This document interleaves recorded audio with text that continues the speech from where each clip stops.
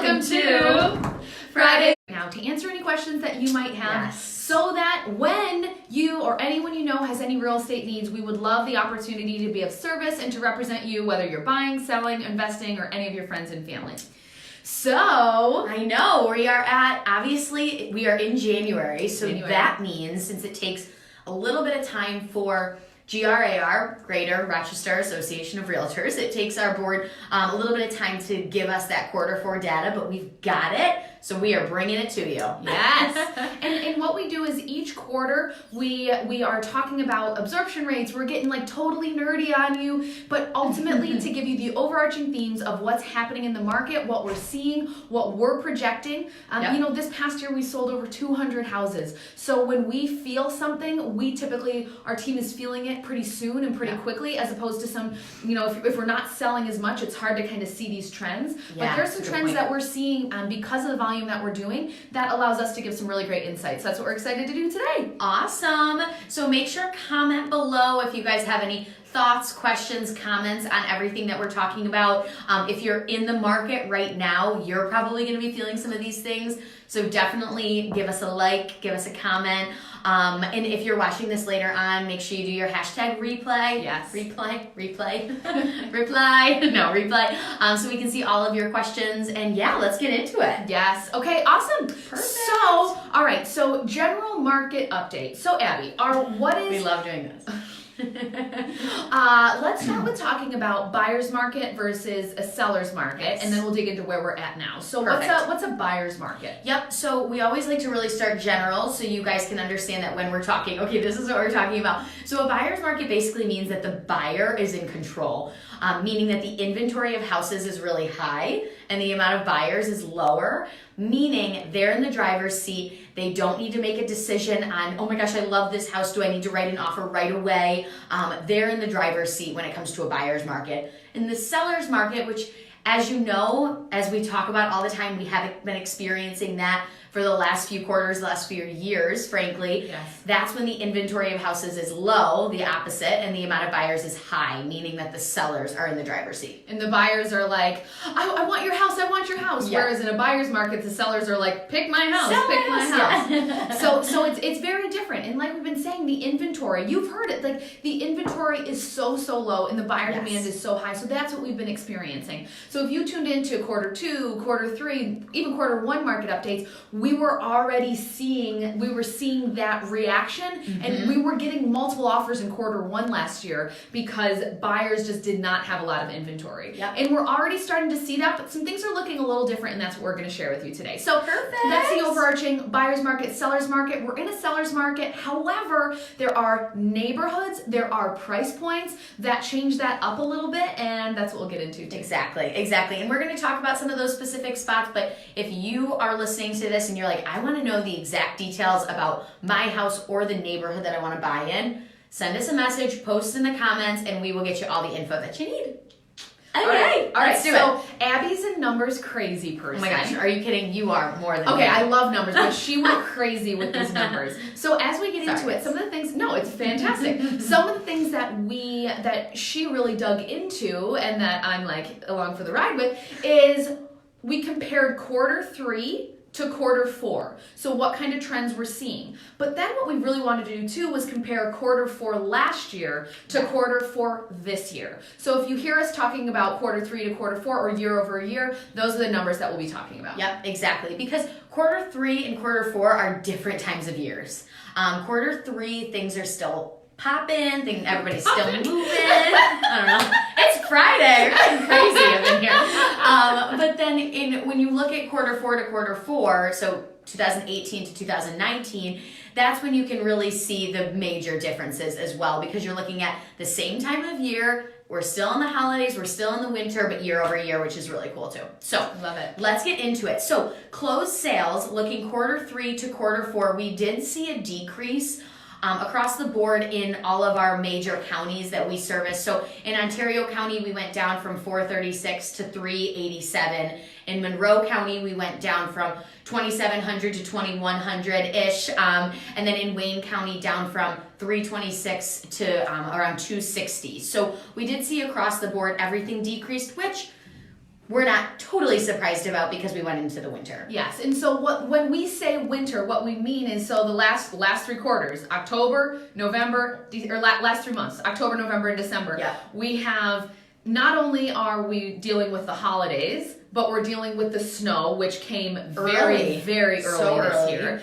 And that kind of gets people in this mindset. And also, the holidays this year between Thanksgiving, because Thanksgiving was so late, it made it so like nothing happened all like by the time November hit, it was like, okay, it's basically Christmas. Yeah, that's such a good point. And we definitely saw that this year versus other years. Because I remember with you, it was, hey, we want to find this ideal time to list our client's house. So we're trying to advise them on what's the ideal time. We're not advising people, hey, the week before Thanksgiving, let's do it. Like that's not an ideal time. People's brains aren't there, and we want to advise you to maximize. Now, don't get me wrong. Have we sold houses on Christmas? We sure have. Negotiated one on Christmas Eve. Yes, we sure have. That happens. People like it as a Christmas present. It's crazy.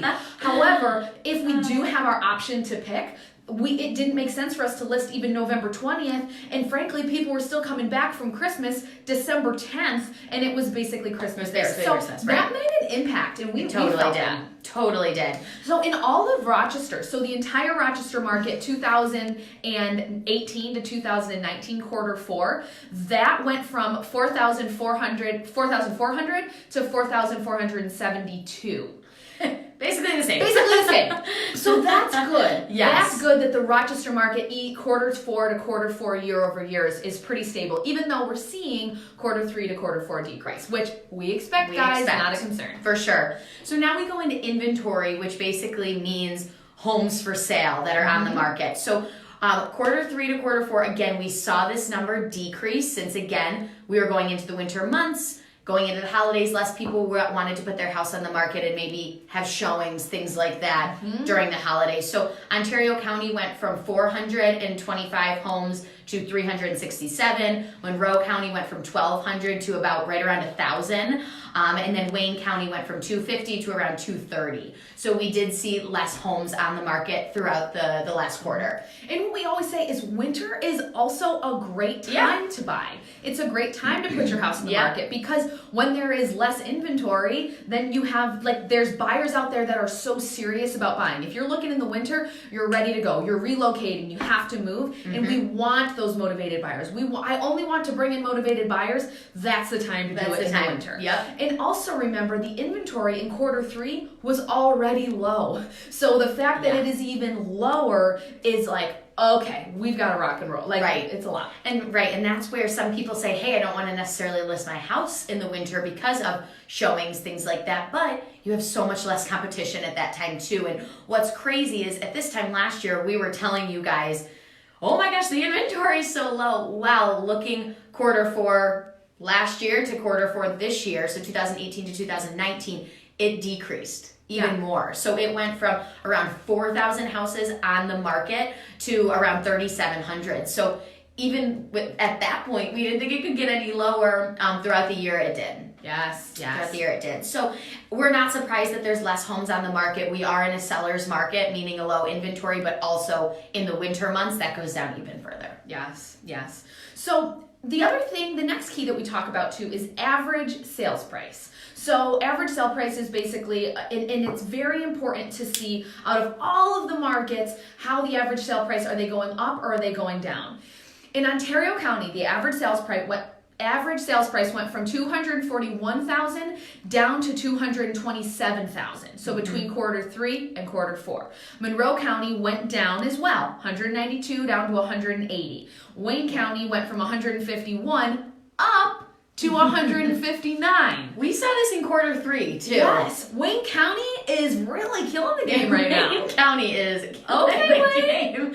So here's yes. I'll share my insights on it. So one, average sale price in quarter 3 was high because we were still in such a strong seller's market that we were getting multiple offers above asking price. It was crazy. So the fact that they decreased is more of it's balancing to where we're like, okay, we're probably a little bit less inflated, but value's value. If you bought a house it was worth that. Like that is what the value was, but we're finding that not having as many multiple offers in quarter 4, it wasn't that your house wasn't worth necessarily. It was more so the multiple offers in that crazy situation in quarter 3. But Wayne County, we've said it before, because there's such low inventory in Monroe County.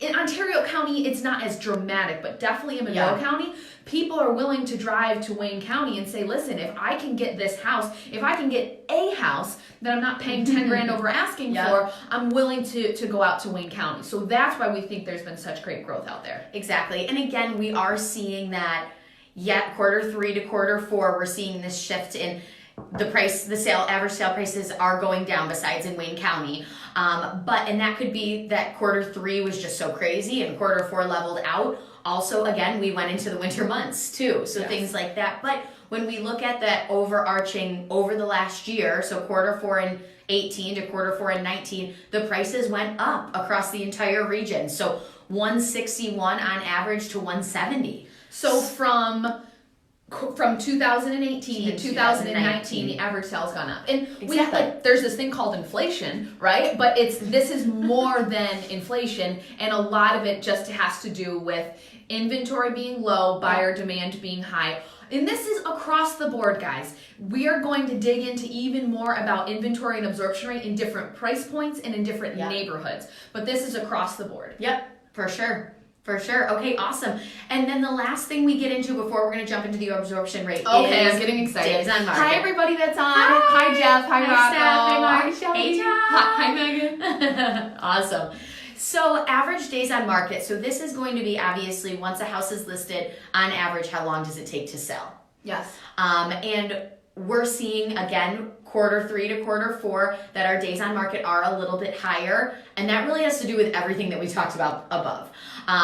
Above on my screen. on our notes. So Monroe County went from 15 to 20 days on market, which really isn't a dramatic change, but quarter over quarter. Ontario County went from 31 to 38 days, and Wayne County went from 21 to 31. And this is important to know because I think a lot of people out there that have their house on the market or are thinking of putting their house on the market are expecting, okay, I'm going to put my house up and it's good, we're going to get activity and an offer right away, because in the spring and the summer, that was happening. Now we are seeing that the days on market are getting a little more normal, frankly.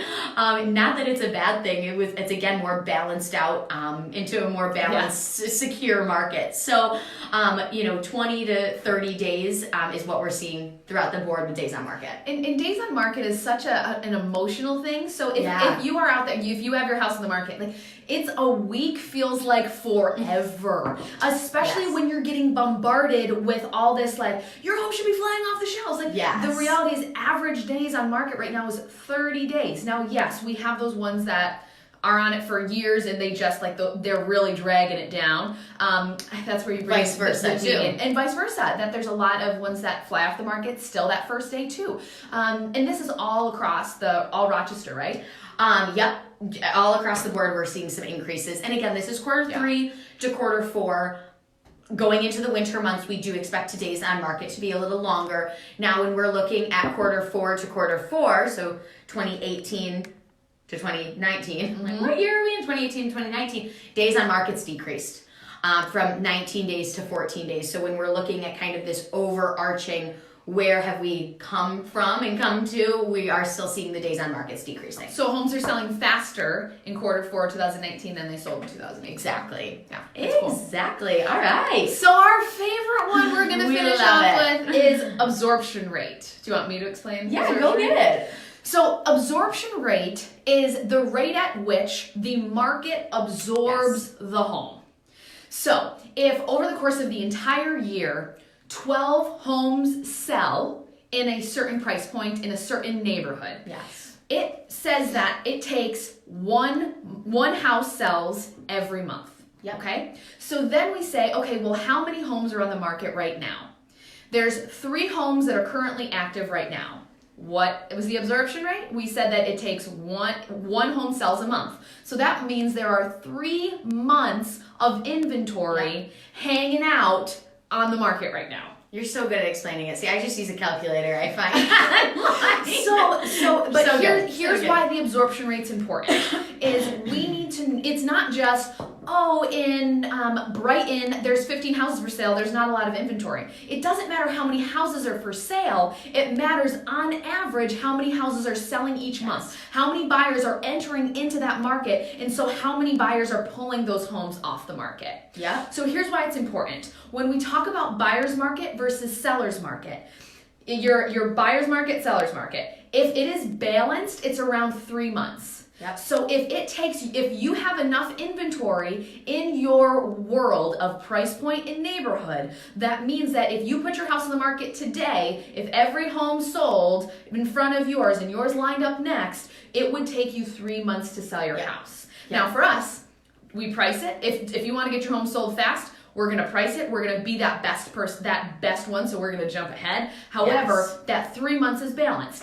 If there is more than 3 months, so if your absorption rate is higher than 3 months, that means it's a buyer's market. Buyer's market. If it is less than 3 months, it's a seller's market. And that's really important. Make sure I got that right. No, you did. That was an excellent explanation. Now I'm done. What's important too is, again, just setting those expectations like we did with days on market. Is you're going to see that there's different ones for each price range in each neighborhood. No absorption rate is the same. And that's why it's really important to break it down. We can't just say Canandaigua's absorption rate's 1 month, because it's not helpful. It's different from each price range. So that's why we break it down, because if you're thinking of selling your home and you want to know what is my specific absorption rate so you can anticipate it's going to absorb into the market or sell at this time frame. Yeah. So what we'll do is let's go through a few of the specifics, which we have more than a few, but we'll go through them, and then we'll kind of talk about some overarching stuff. I love it. Okay, so give me Canandaigua. Canandaigua. You want me to do Canandaigua? Sure.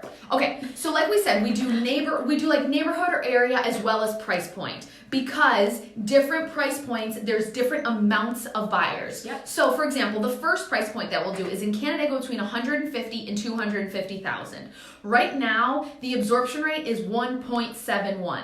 So if you are out there, any of our Canandaiguians, if you are out there and you are in this price point, you know that you are right now in a seller's market. Yep. There There is not a lot of inventory for you to pick from, so you are going out there and trying to compete with other buyers to get those homes. So 1.71 is low. Canandaigua 250 to 300,000 is 3.28. Remember, around 3 is this balancing. It means if you list your house or if you're a buyer, it all depends on the house. It's nothing crazy where either side has an advantage. If we go up again to 350 to 500, we're at 3.27. We're still around 3 months. So you are not facing that, oh, it is such a seller's market. If you list your house at this price point, that's where it's pretty balanced, and you can expect that. Yeah, for sure. So in Victor, Canandaigua in Victor, 150 to 250 is 0.96 months. So it's even under 1 month. Sorry for those buyers in Victor.